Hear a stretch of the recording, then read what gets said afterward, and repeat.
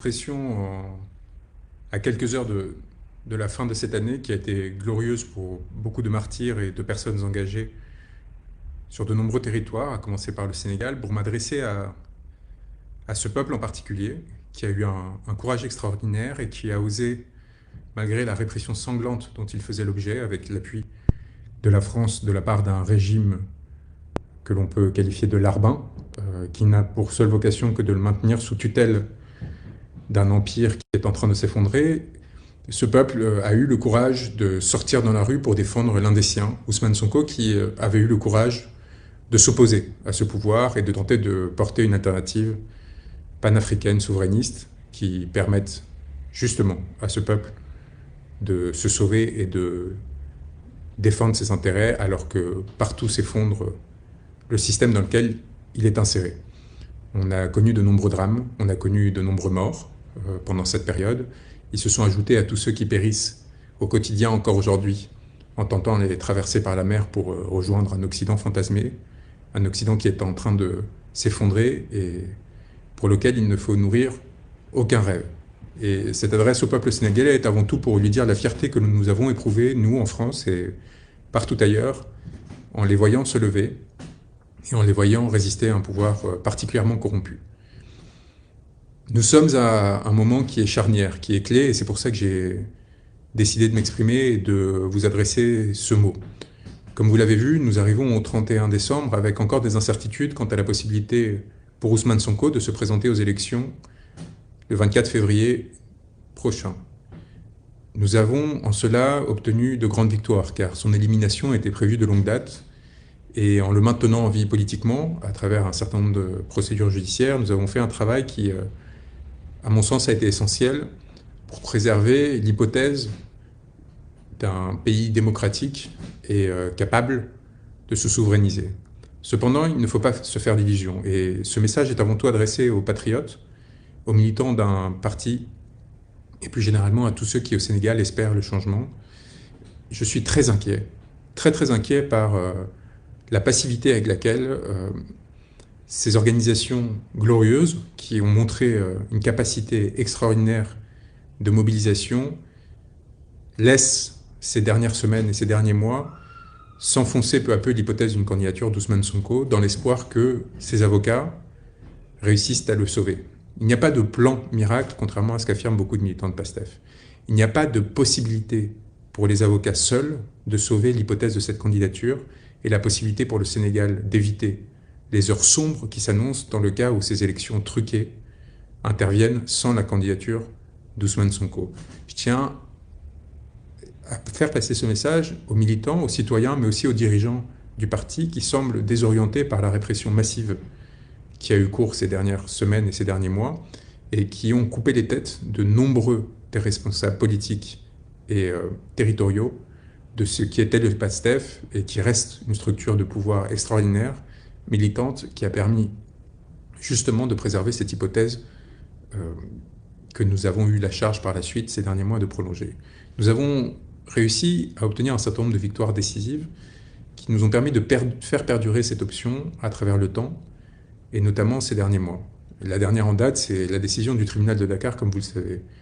Nous avons encore hier réussi à éviter l'écueil d'une élimination d'Ousmane Sonko au prétexte d'un vide qui aurait touché sa candidature, de problèmes bureaucratiques qui auraient justifié de ce qu'il ne puisse pas se présenter du fait d'une incomplétude de son dossier. On va passer sur les argumentaires qui sont évidents, qui consistent à dire que tout cela n'est que prétexte et que le seul objectif est de l'éliminer politiquement à travers des justifications bureaucratiques. Rappelez-vous d'une chose fondamentale. Le droit n'est que l'instrument du politique. Et l'avocat n'est que le porte-voix de son client. Aujourd'hui, Ousmane Sonko est emprisonné. Il n'a pas la possibilité de s'adresser à vous directement, et donc c'est à travers moi que des messages peuvent vous être passés, ainsi qu'à travers ses autres avocats. Et le message est très simple.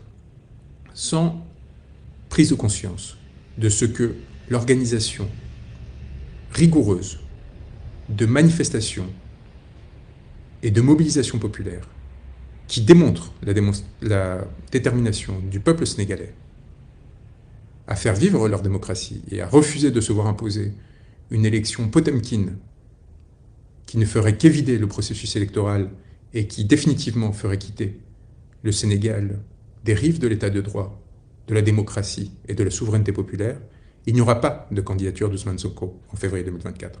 Sans remobilisation massive des patriotes et des militants, sans pression faite sur le gouvernement qui a des adresses, a des lieux de vie, a une identité, a des visages, a des corps, a des individus qui le composent, et qui dès lors peuvent être ciblés, peuvent être alpagués publiquement afin de leur réclamer le respect de ce droit du peuple sénégalais à s'autodéterminer, du droit du peuple sénégalais à s'extirper de l'emprise néocoloniale et des décisions qui sont prises à Paris pour s'assurer que ces ressources continuent d'être pillées,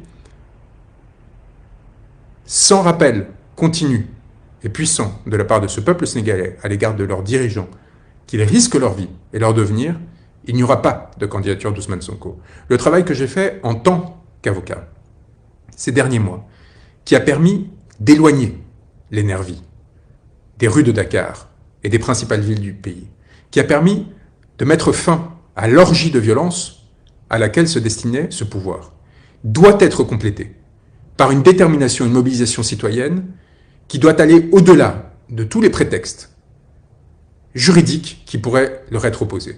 Je marque mon incompréhension publiquement quant à la soumission dont certains font montre à l'égard de ce pouvoir, alors même qu'ils sont censés faire partie des premiers cercles de M. Sonko.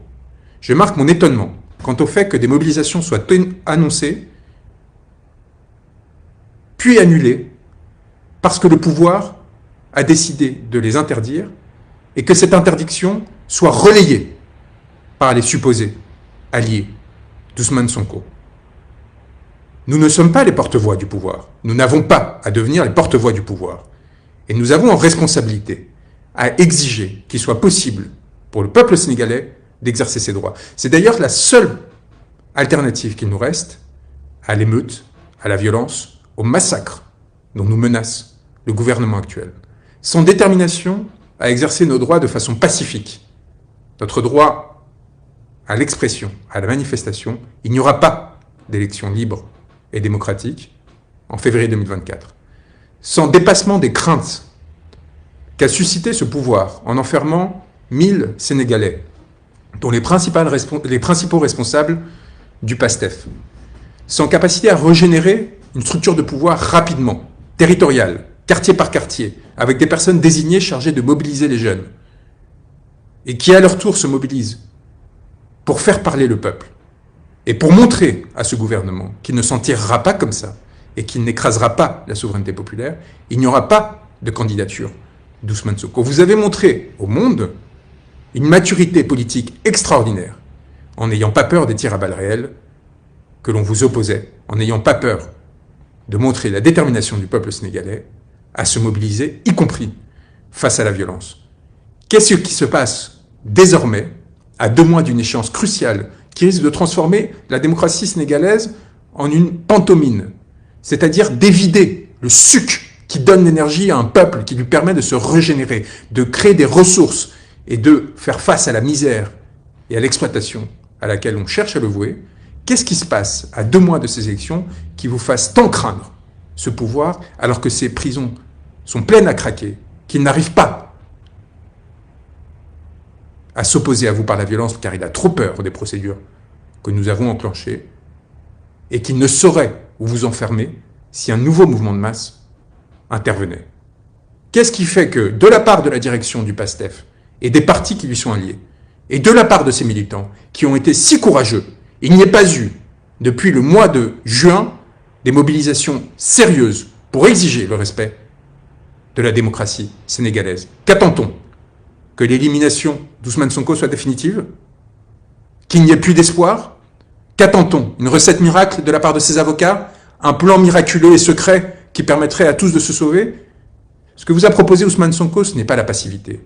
Ce que vous a proposé Ousmane Sonko, c'est un chemin exemplaire, par lequel lui-même a tout sacrifié, à commencer par sa liberté, par lequel lui-même a mis en jeu son honneur, sa dignité, a accepté d'être traîné dans la boue, dans un seul but, permettre aux Sénégalais de défendre leurs intérêts et de mettre fin à ce système néocolonial et corrompu. Ce qu'il vous propose, c'est de suivre son exemple. Ce n'est pas d'attendre passivement que lui-même dégage tous les obstacles et vous sauve. Ce que propose Ousmane Sonko pour l'avenir du Sénégal, c'est la possibilité pour le peuple sénégalais de se reprendre de lui-même en main, de recréer son destin, et non pas d'avoir un leader miraculeux qui résoudrait toutes les solutions, toutes les problématiques auxquelles vous êtes confrontés. Si vous espérez qu'Ousmane Sonko, par lui-même seul, non seulement arrive au pouvoir en déjouant tous les pièges que l'État lui a opposés, mais au surplus, une fois au pouvoir, résolve toutes les problématiques auxquelles le Sénégal est confronté, nous allons au-devant de grandes désillusions. Et pour éviter ces désillusions, eh bien, notre responsabilité commence maintenant. J'ai pris d'immenses risques et mis en jeu beaucoup de mon être, de ma réputation, mais aussi de mon intégrité physique et psychique pour m'allier à vous et pour mener ce combat. Pourquoi? Parce que vous m'avez montré la voie, parce que vous m'avez montré ce qu'était le courage politique. Ce message, encore une fois, ne s'adresse pas tant aux militants qui attendent qu'on leur donne une marche à suivre, qu'à leurs dirigeants, ces individus qui ont pris tant de risques aux côtés d'Ousmane Sonko depuis des mois et qui désormais semblent désorientés. Il faut qu'ils réagissent, il faut qu'ils comprennent que le destin du peuple est entre leurs mains et que c'est désormais avec détermination et sans crainte des conséquences qu'ils doivent avancer. Car autrement, ce serait trahir ceux qui jusqu'ici se sont engagés, car autrement ce serait trahir les 1000 de leurs frères et sœurs qui sont en détention en attendant leur mobilisation pour être libérés. Les avocats, les intellectuels, les hommes de robe ne peuvent rien sans cet appui et sans cette détermination, sans une pression suffisante sur les institutions pour leur exiger qu'ils respectent le droit. Nous ne sommes pas des magiciens.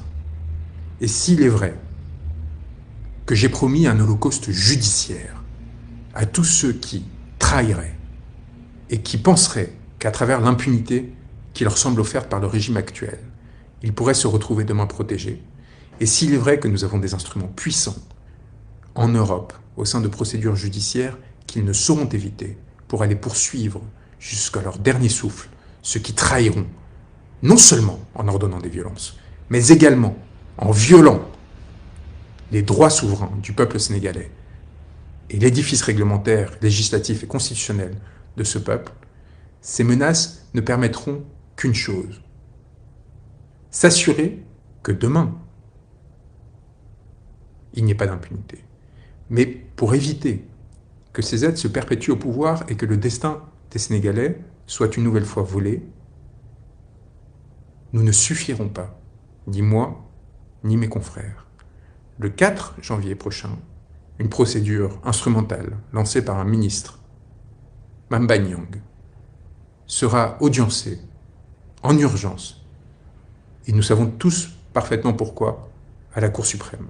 L'objectif sera de confirmer la peine qui a été imposée à Ousmane Sonko pour légitimer son élimination judiciaire et politique. La France a donné son blanc-seing à cette procédure.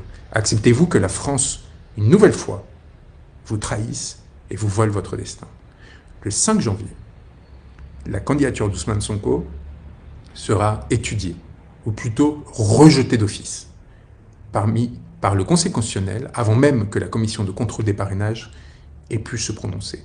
Accepterez-vous que quelques bureaucrates avinés, qu'un président du Conseil constitutionnel nommé pour détruire, il y a un an, la démocratie sénégalaise, vous vole votre droit à choisir?